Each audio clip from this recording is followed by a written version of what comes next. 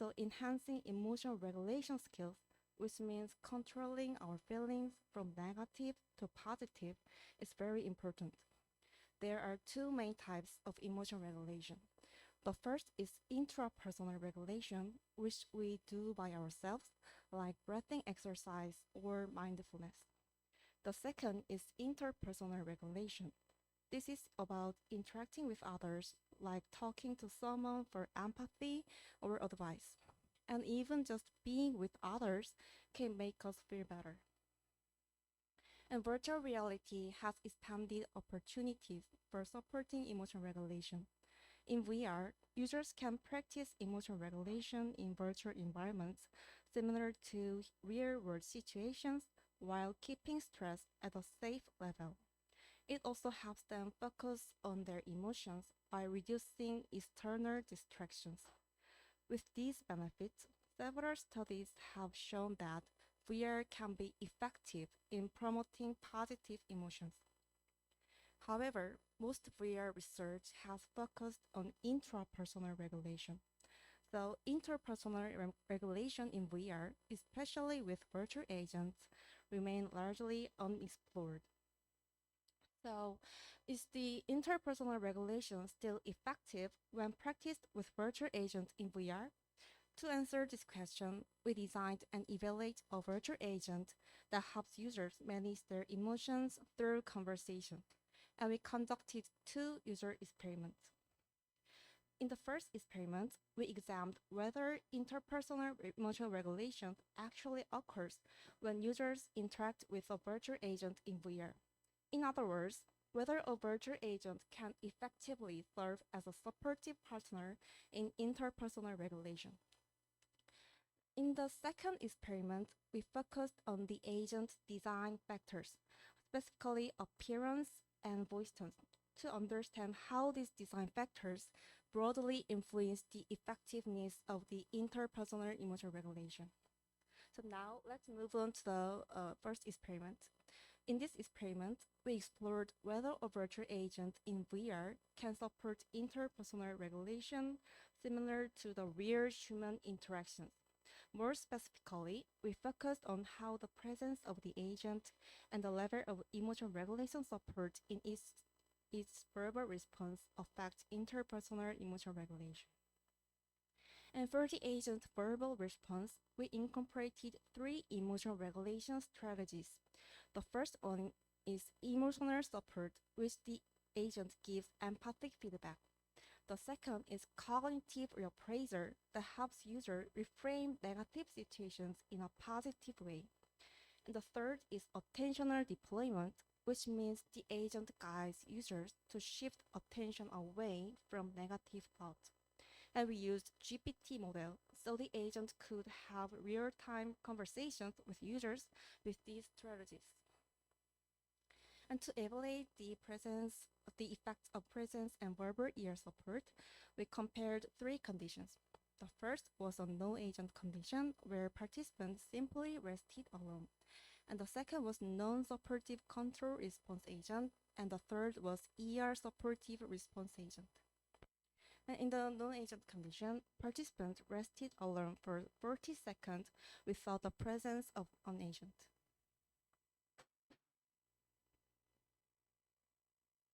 In the control response agent condition, participants interacted with an agent, giving non-supportive responses.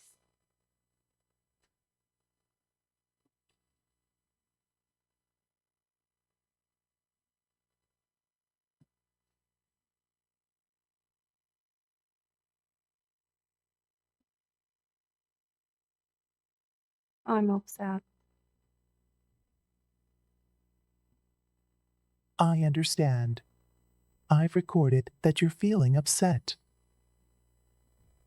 In the ER supportive response agent conditions, participants interacted with an agent that used emotional regulation strategies in its responses.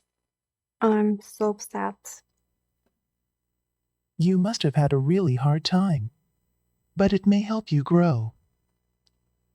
And under these conditions, our experimental procedure had two main steps.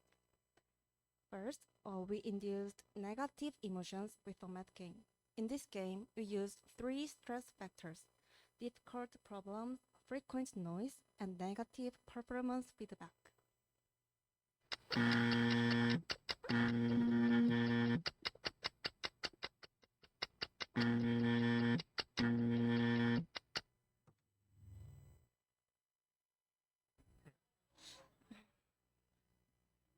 And second, participants experience one of three conditions to evaluate whether it helped regulate the negative emotion.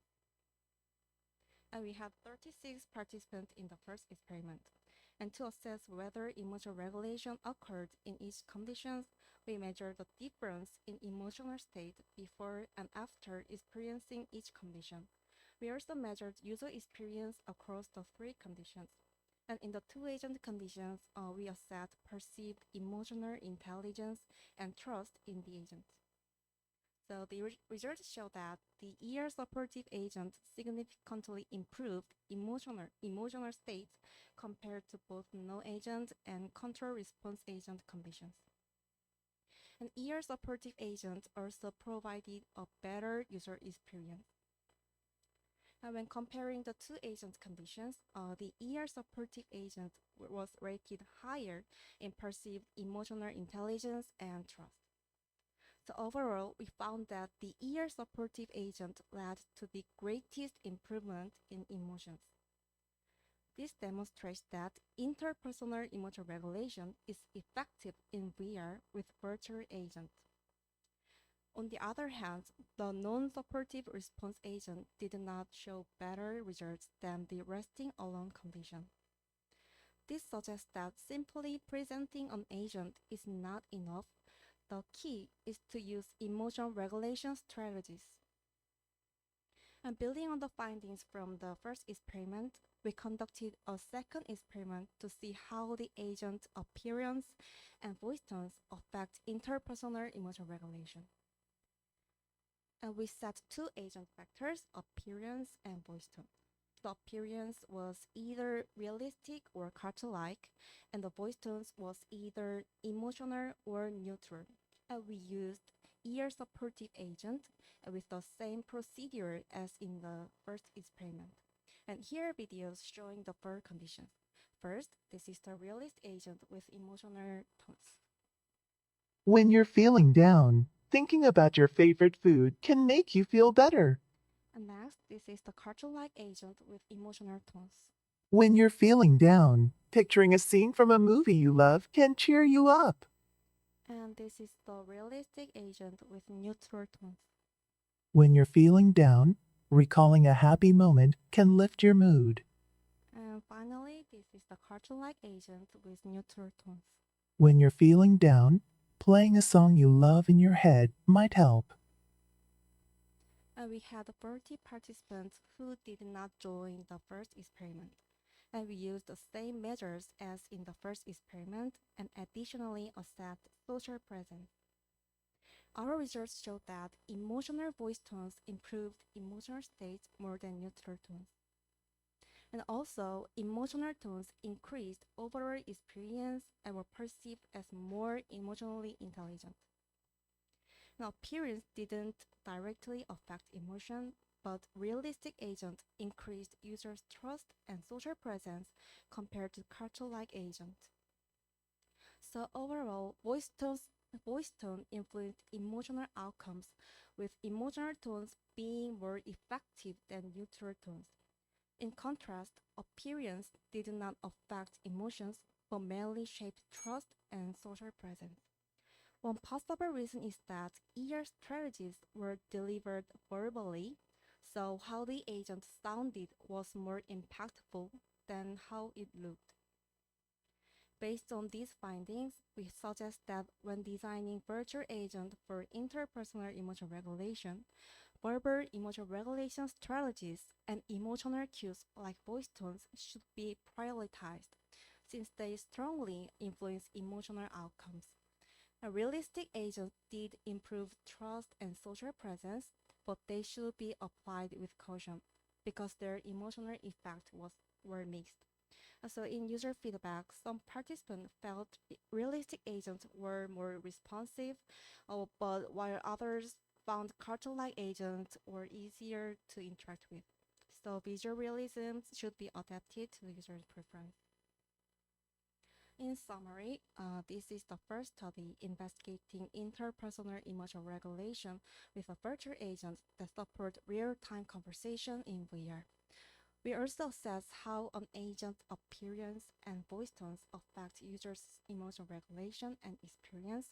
So we provide design implication for developing future ER supportive agents. In the future, we plan to quantify the specific contributions of embodied agents, such as comparing them with non-embodied agents or varying body gestures. For more details, please see our paper. And with that, I would like to close and thank you for your attention.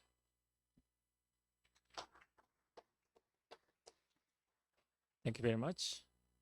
Is there any question from the audiences? Yeah, I see one hand there. Yeah, thank you very much. I have a question as a control condition. Did you think about running just voice instead of just presenting nothing? I mean, as in you have the control condition with a very emotional voice, etc. But there's always an agent present. So I was looking for the baseline of just presenting a nice voice. My question is geared towards the realism of the multimodal realism. Like agents are doing actions in the interactions. Did you try and do this? As I understand, your question is about our control response agent is just not presenting an agent, but respond the control response. Yeah, we agree that we did not evaluate the only presence of the agent, but we consider the exposure time for the all three conditions. So we just adding the verbal response for the control agent. So we think the just presenting agent, comparing the presenting agent will be the good direction for the future research. Thank you. Thank you. Yep. Hello, I'm Jens Grubert, Coburg University of Applied Sciences. Thank you for that talk. I was just curious, how did you select the voice of your agents? Because in our research, we found it incredibly difficult, especially in emotionally charged situations, to have, let's say, acceptable voices that are, again, acceptable across a wide range of users. So what are your experiences here in selecting these specific voices? Yeah, so for the emotional voice tones, your as I understand, your question is about the voice tones, or well, not the difference between the tones. Okay, emotional versus neutral. I understand that, but the voice itself. It could be a male voice, could be deep voice, it could be a high-pitched voice, or something like this. So, did you experiment with different voices and their effects on your users? Yeah, but we did not compare the voice tone, but to serve the gender bias, so we use the gender neutral voice. So we use the gender neutral pitch like these numbers. So and yeah. Okay, yeah, thank you for now. Thanks. Regarding that, I also have one question. All the participants are Korean, Oh yes. so they are not. But the experiment was done in English. Oh no. No, in Korean. Okay. For clarification. All right. Thank you so much. Let's move on to the next presentation. Hello, I'm Jae-jun Jung, the PhD student in Empathy Computing Lab in Korea, Jeonnam National University, directed by Seung-won Kim. Today, I'd like to present my work, 3 techniques for enhancing emotional expression on embodied avatar face in VR. People use various cues to communicate and express emotions. Particularly, Facial expressions have been widely used because they provide dynamic, direct, and intuitive emotional expressions. It also has been widely applied to the virtual reality. Recent VR systems such as Meta Quest Pro enable the sharing of dynamic facial expressions. It allows users to synchronize their facial expressions with their avatars during the conversation, fostering high level of engagement and naturalness. However, during the conversation, sharing their facial expression as it is may not be always best. User may want to conceal, alter, or exaggerate their facial expression, but due to the pathological problem or innate nature, controlling them could be difficult. This could impact the interaction with the others. So users may want to control their avatar facial expressions as emotional as they want. Therefore, there is a need to develop a system that can control the emotional expression of an avatar's facial features while maintaining non-emotional actual facial expressions through interactive VR interfaces for social conversation. Works used emojis or backgrounds to express emotion to others. However, emojis were static compared to live facial expressions, and backgrounds could be less realistic for users. Other works explore the control of avatar facial expression in VR, such as exaggerating, damping, adding, or disabling part of the facial expression. However, such works were conducted in pre-recorded partner avatars or controlled by researchers rather than allowing users to control their facial expression manually. To resolve them, we introduce 3 techniques that enable users to control emotional expression on their avatar's face while maintaining actual facial expressions that can be less emotional during the user-to-user conversation in VR. Users can control their facial expression through floated user interfaces with buttons and sliders inside VR. Our techniques were based on 2 emotional theories suggested by Ekman and Russell. In the Ekman technique, called EK, users can select one of 6 emotions through button interfaces. Then the expression is overlapped to the avatar's face. Each expression is based on Ekman's facial action coding system. The scroll over Ekman, SEK, is the EK technique with emotional intensity control support. After selecting an emotion, users can control the emotional intensity of their avatar faces through the slider interfaces. The arousal balance, called the AV, is based on the Russell's circumflex emotion model using a 2-dimensional slider. Users can input the arousal and balance values, which are taken by an AI model that generates a set of facial weights for setting additional expressions. We set following research questions and hypotheses. First, how do the 3 techniques impact the user experience of sharing facial expression? And how do the 3 techniques affect users' empathy? We hypothesized that users will report lower task load on EK and SEK compared to the AV. Second, maybe a richer user experience on SEK than compared to EK. and higher empathy when using 3 techniques compared to the baseline condition. We conducted a user study to compare 3 techniques in a pair conversation with a baseline condition that is simply mirroring their facial expression.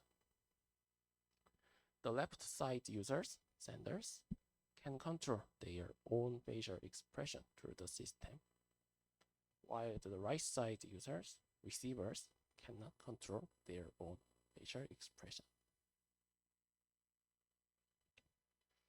The first task was to make specific emotional expression using the condition. If the situation indicates happiness, the sender should make a happy expression. Each situation is shown for 15 seconds and repeated 12 times in total. The second task was a free-flowing conversation task that the pair can talk to each other. The conversation lasts 2 minutes. During the free conversation, senders could freely switch one of 4 conditions to make a desired expression on the panel. Both participants could freely make any emotional expression as they want during the conversation. We measured subjective data based on hypotheses such as task load, user experience, empathy, and preferences, with several additional interaction data as follows. The results showed that task load from EK and SEK was lower than ABM baseline, supporting H1-1. SEK also supported higher user experiences than AV and baseline, but some of the EK did not support higher user experiences, indicate partial support of H1-2. In terms of empathy, both EK and SEK supported higher affective understanding, but the results of emotional interdependence and empathy were mixed, indicating partial support of H2. In addition, many senders and receivers preferred SEK the most. We found that senders enjoyed interacting with SEK with the longest duration. We observed that several senders utilized them to create clearer emotional expressions for playful conversation, while some others do not want to create them. In addition, even though they were talking, some senders rapidly controlled their expression to maintain eye contact. Eventually, the EK and SEK served quick and simple facial expression control compared to AV, because AV's expression selection seemed to be relatively complex due to the 2-dimensional range compared to EK and SEK. They even supported lower task load compared to the baseline. This may be because making manual facial expression requires continuous facial muscle movement, while EK and SEK only required several touches. In addition, pairs utilized SEK to play with each other, as it supported vivid expression and acceptable control difficulties, resulting in higher hedonic and longer use of the system during the free-flowing conversation. These are the summary of the presentation. We hope our system could be a milestone for VR users to control and enhance facial expression in immersive VR during the social conversation. Thank you for listening.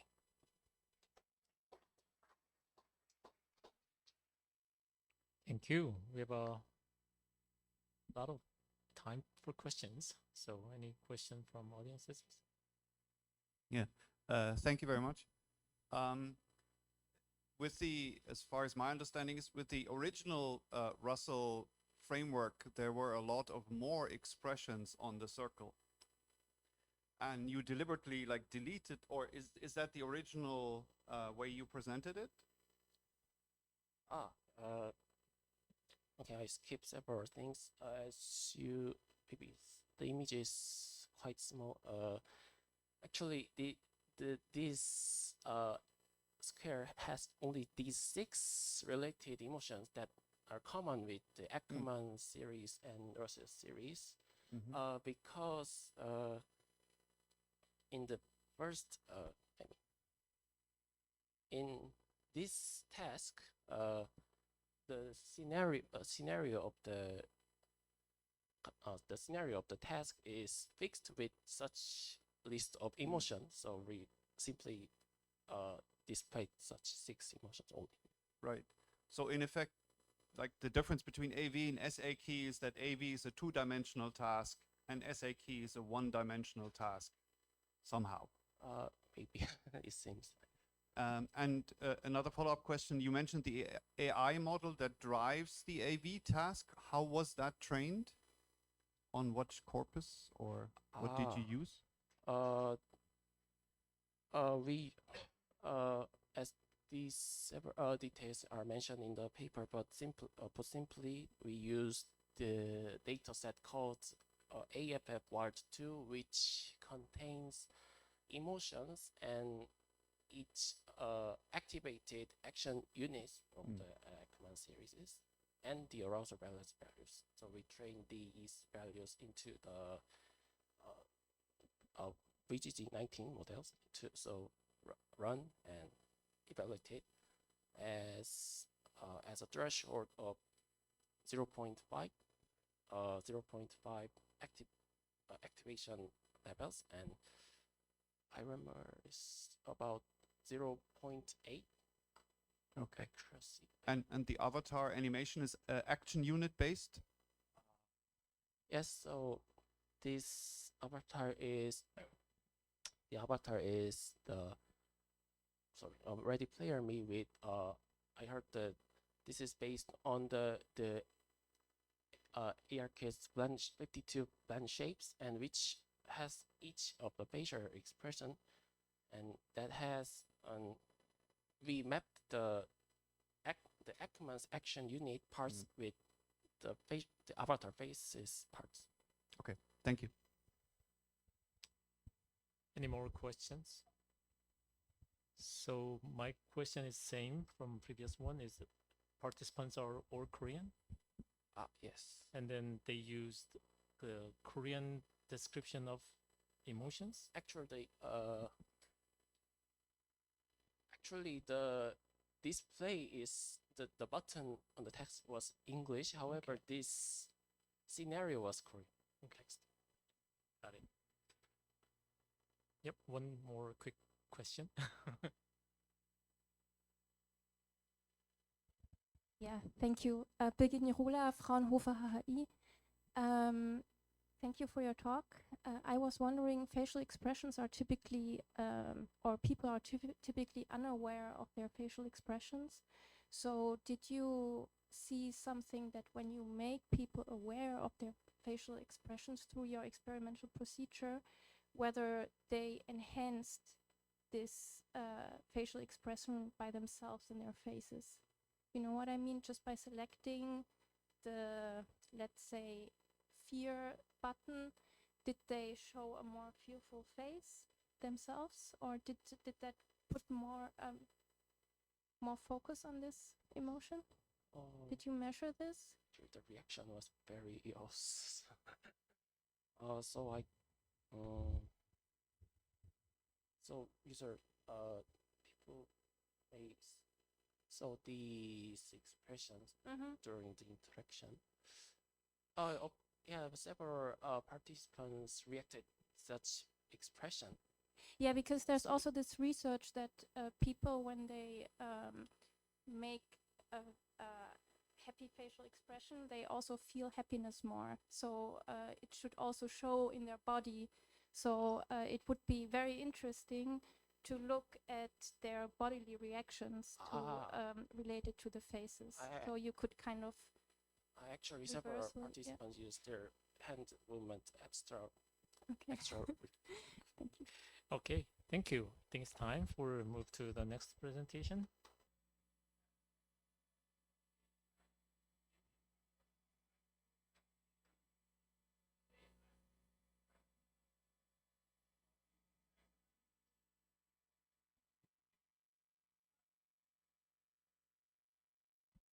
Okay. In this presentation, I will report our research in 5 main parts. As we all know, emotion regulation is very necessary. Effective emotion regulation helps people maintain their mental and physical well-being. In this process, emotion regulation strategies, as the specific approaches individuals adopt, directly influence the effectiveness of emotion regulation. Traditionally, these strategies have been applied through methods such as seeking therapist assistance, mindfulness meditation, physical exercise, or behavioral venting, which are often constrained by environmental or social factors. With the development of VR technology, some traditional emotion regulation methods such as mindfulness meditation, natural exposure, and others have begun to be implemented within VR environments, thereby opening up new possibilities for emotion regulation. VR features immersion, interactivity, and controllability, which together make VR-based emotion regulation more experiential, engaging, and adaptive. Therefore, studying emotion regulation in VR is of significant value. Existing research has shown that VR can enhance emotion regulation and has examined the effectiveness of specific methods, such as serious games and bodily movements.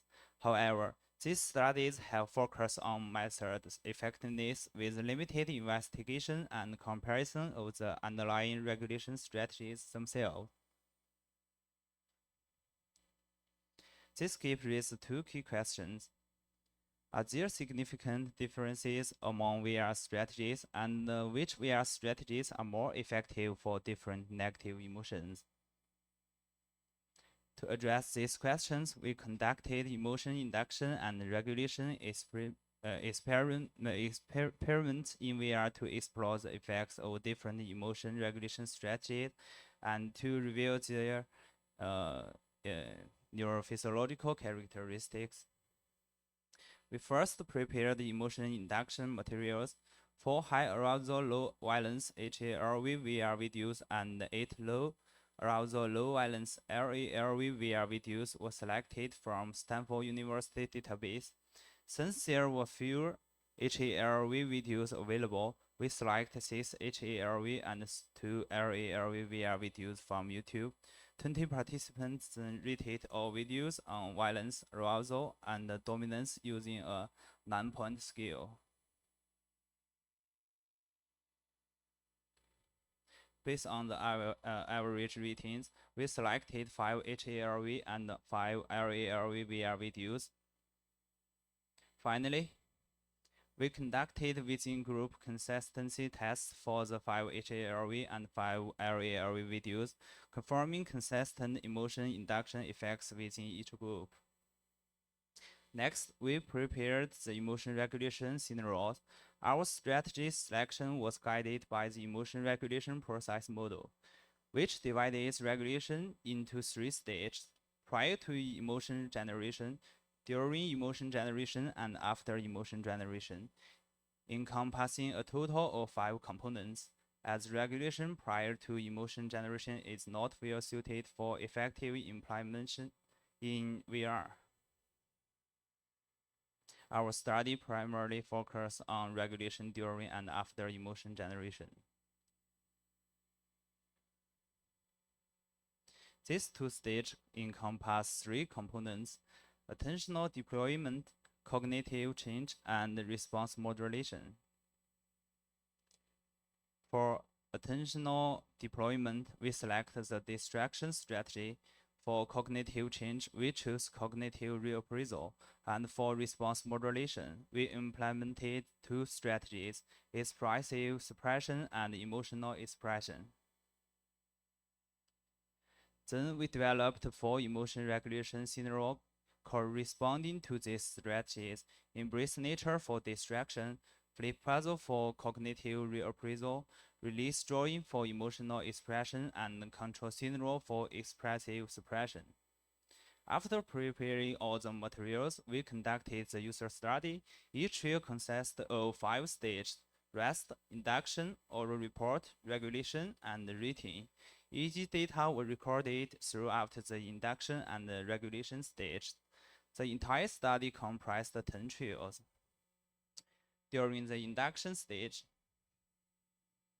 one of the 10 VR videos was randomly presented without repetition in each trial to induce negative emotions. The video shows the real procedure for this stage. During the regulation stage, the 4 VR scenarios and a non-VR self-regulation strategy were applied randomly for emotion regulation. Notably, each strategy was used only twice across the 10 trials, once for regulating LA-LV emotions and once for HA-LV emotions.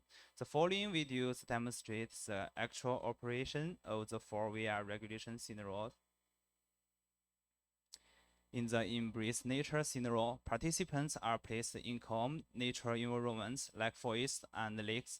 With guided exploration and smoothing sound of wind and birds, their attention is shifted away from stress, helping them relax and reduce negative feelings.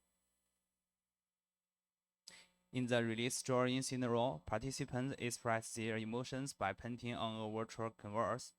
They then fold their artwork into a paper plan and release it, symbolizing emotional externalization and relief.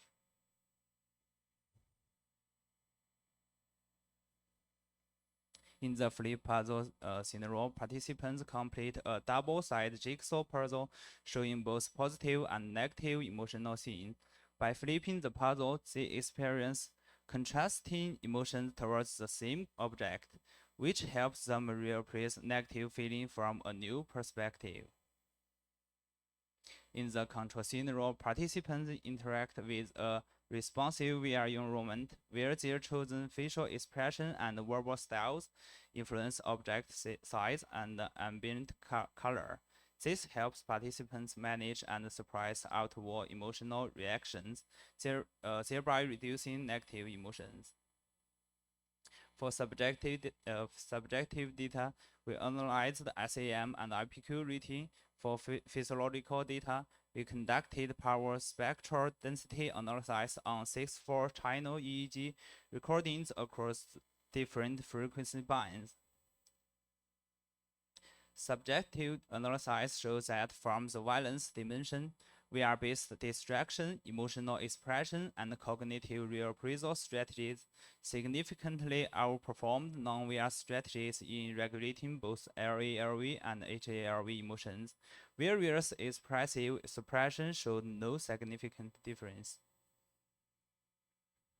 In addition, for LV emotions, emotional expression showed the greatest effect, whereas for HALV emotions, both emotional expression and cognitive reappraisal were most effective.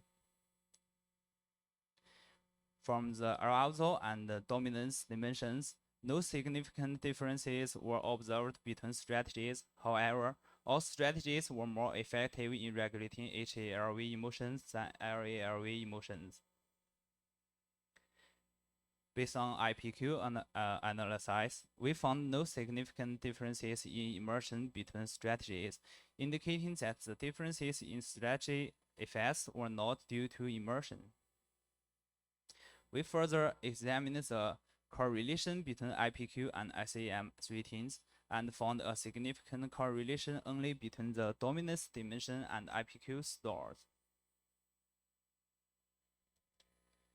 Regarding physiological analysis, EEG results showed that distraction, emotional expression, and cognitive reappraisal effectively regulated LALV emotions. However, They induced significantly different neural response across frequency bands and brain regions. For HALV emotions, only cognitive reappraisal induced neural response indicative of effective regulation. So finally, consider both subjective and physiological analysis. We found that VR offers significant advantages for emotion regulation, particularly in enhancing individuals' emotional balance. For low arousal negative emotions, the distraction, emotional expression, and cognitive reappraisal strategies are effective, with emotional expression strategies proving the most suitable and effective in VR. For high arousal negative emotions, only cognitive reappraisal shows significant effect. In contrast, expressive suppression showed limited effectiveness in regulating negative emotions of both low and high arousal in VR. Notably, while cognitive reappraisal works for both low and high arousal emotions, its use in VR tends to increase brain activation and cognitive load. Our study offers a basis for the scientific selection of emotion regulation strategies in VR and enriched the empirical foundation for VR applications in affective science and physiological interventions. Thank you for your time. My report comes to an end here. Thank you. Is there any question? See. Thanks for your presentation. And my first question is on about your baseline design. So you mentioned that the non-VR condition was a general self-regulation task. So if each VR strategy had a corresponding non-VR version, do you think you will still observe the same pattern of results? Thank you for the question. That's a reasonable point. We use this strategy for two reasons. First, to control the total experiment duration and cognitive load. In our study, each participant needed to complete 10 trials, took around 2 hours or 3 hours. In total, you know that such a long time could easily influence participants' emotion and attention.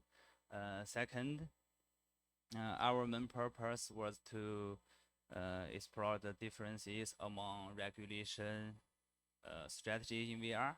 The strategy was included because that's people usually use in daily life.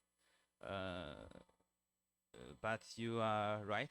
Your question is also something we plan to test in future work. Great, thank you. And also, I noticed that your experiment induces emotion before applying the regulations. So did your study examine any difference in emotion induction before VR, between VR and non-VR videos? Thank you for your question. I'm sorry, our study didn't examine differences between VR and non-VR videos in emotion induction. The VR based induction method we used was adopted from a study by Beihang University, published in TVCG in 2022. So we directly used this method to our study. Cool. Thank you. Yeah, quick. One more question. Yep. Yeah, hello. Thank you for your presentation. I was a little bit surprised about or let's reformulate. How do you interpret your EEG responses? So, for example, in the gamma band, how do you interpret these responses?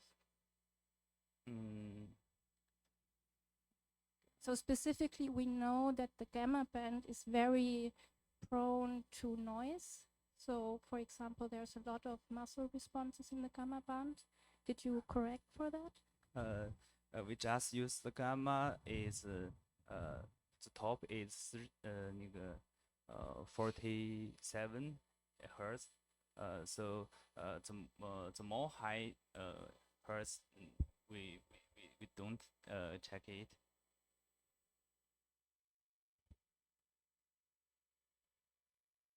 The range for the Sorry. So I think due to time limitation, better to okay, discuss. so maybe we personally, can yeah, talk about this later. Yep. Thank you so much. University of Applied Sciences in Germany, and I'm presenting this on behalf of my co-authors, Denmar, Snehanjali, my students who cannot be here today, unfortunately, and Sophie Jörg, a collaborator from Bamberg University. So I want to show you a video first, and let's see how this goes, okay? So here we have agent, and If you could work on any project without worrying about time or money, what would it be? we ask him a question, okay? Wait a little bit longer. If there were no limits, I would work on a Eventually project that get an improves answer. public transportation. Okay. So this situation that you just witnessed with a delay of around 8 to 10 seconds is still basically indicative of what you would get if you actually implement such a system with a live LLM. So pose a question, you have speech to text, you transfer it to an LLM, it processes, it generates an answer, it does text to speech, and eventually it replaces it, right? And at least for me, I don't know if I'm the only one that felt pretty unnatural. Okay, so you're waiting for a response like forever. That's nothing that we do when we are talking to a human. The question is what to do about this, right? Of course, technologically, we want to speed up the process, but what to do if we cannot do this for now? So stay with me to find out. In fact, prior work has already looked at how specific types of feedbacks or fillers could help to bridge such situations. So on one hand, there are kind of behavioral fillers, like verbal fillers like or when you don't know what to say. Okay, but there are also gestural fillers like performing thinking gestures. Okay, let me think a little bit. On the other hand, more recently, also various folks have investigated so-called symbolic or artificial fillers. For example, Maslic et al. Last year have looked at certain indicator bars, Elfried et al. As well, and they have certain advantages and disadvantages. Very, very recently, in fact, almost parallel to our work, just published 3 months ago, Maslic et al. Also published a very related work where they compared artificial responses with natural responses for different time delays. And they also confirmed basically what prior work has already shown, namely that the longer you wait, the more natural it gets. Okay, that's so far so good. And that there is at least certain preference for natural fillers. But still we think, and our literature search has shown, that there's still the need for better understanding on how these behavioral and symbolic fillers actually compare in human ECA or human virtual agent interaction. And hence we set out to answer that research question, how do different delay mitigation strategies, this is how we call it, in this case behavioral fillers and symbolic fillers affect certain dependent variables, in our case perceived response time, presence, impression of the embodied conversational agents. And to this end, we designed the following experiment. We actually had a job interview scenario where the user or the participant was the interviewer and the agent was basically the job applicant. Okay, and the task was to ask certain questions.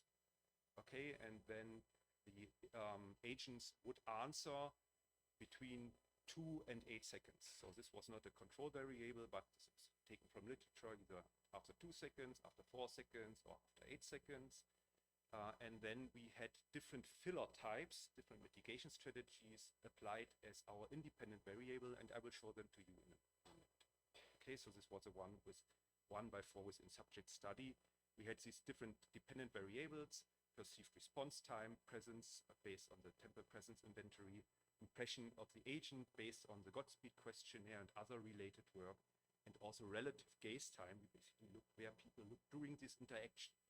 Okay, so here are the filler types that we investigated.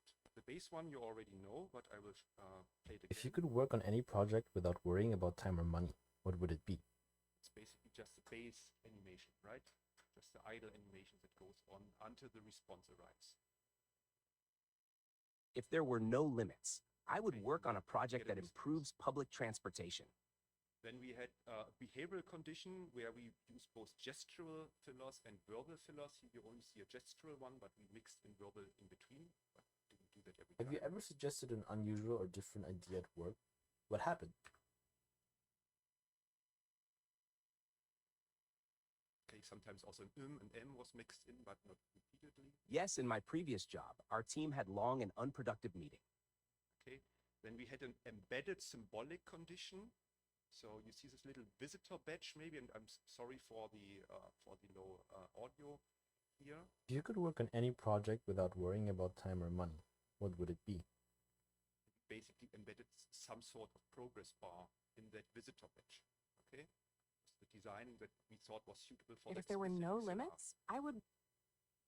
Okay, and then you get the answer, and the last one was basically like an externalized visual progress. Tell me about a time when you had to solve a difficult problem in a creative way. Okay, like a kind of thinking bubble. Okay, let me think. And then you have this progress. At my previous job, we had a very tight deadline for a project. And we had some hypotheses. One, that these behavioral or natural fillers kind of would induce a more positive and natural impression of that agent. That's kind of maybe trivial and an increased sense of presence. Compared to symbolic fillers or the absence of fillers, we had another hypothesis that the symbolic progress indicator would actually lead to an improved perception of the agent's response time, right? You know kind of when to expect the answer. So, but there must be a benefit, we thought. We also had third hypothesis, please look at the paper for this. The experiment was structured as follows. We had 24 participants. We implemented everything on Unreal Engine 5. We're using MetaHumans. We're deploying it on a MetaQuest Pro where we used built-in eye tracking, calibrated it twice during the experiment. The overall duration was 60 to 90 minutes, and we had these 4 conditions counterbalanced, approximately 3 minutes each, 10 questions, 10 answers, questionnaires, and then repeat. Okay, and then again at the end, semi-structured interview, debriefing, and so on and so forth. So let me jump in right into some of these results. Let me show you the perceived response time first. We actually had 2 items. Yeah, the response time of the virtual human you just talked to was appropriate. That's the appropriateness measure. The virtual human you just talked to answered when expected. That's the expectedness measure.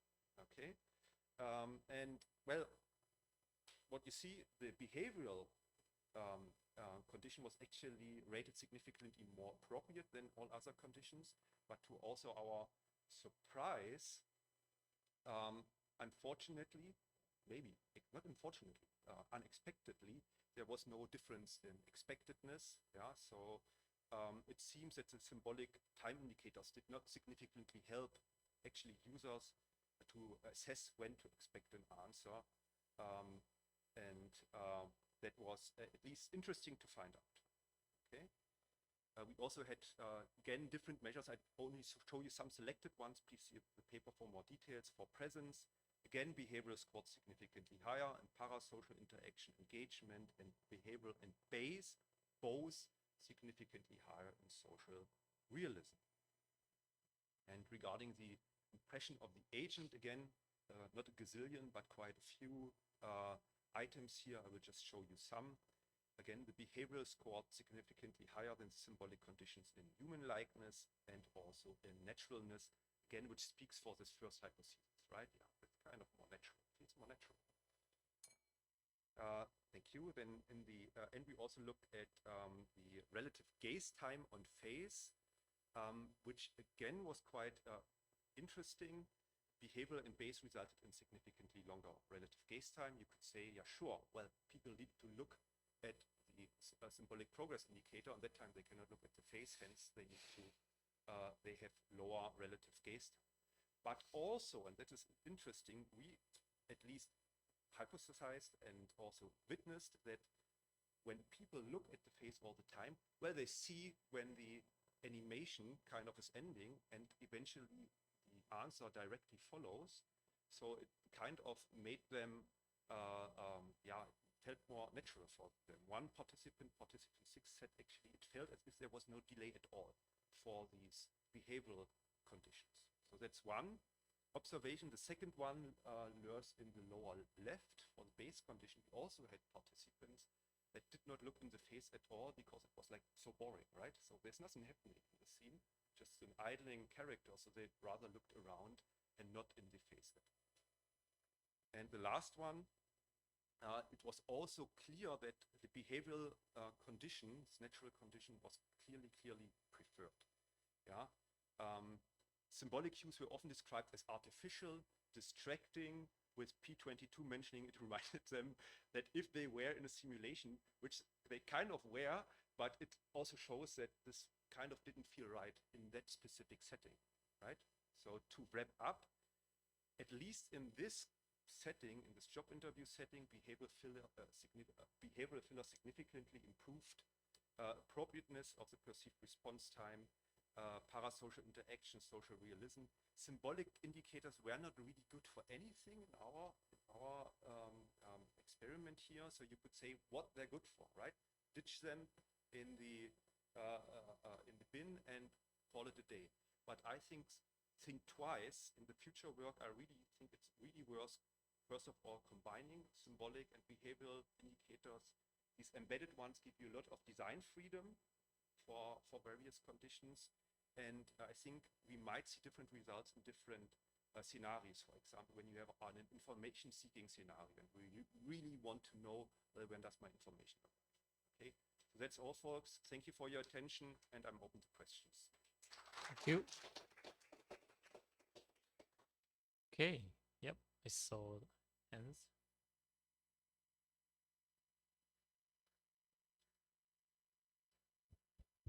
Thanks, Jens, for a very interesting talk. I found it interest is more of a comment that there wasn't much difference between condition 1, 3, and 4, even though you had extra visualization in condition 3 and 4. People still didn't give any comment on that.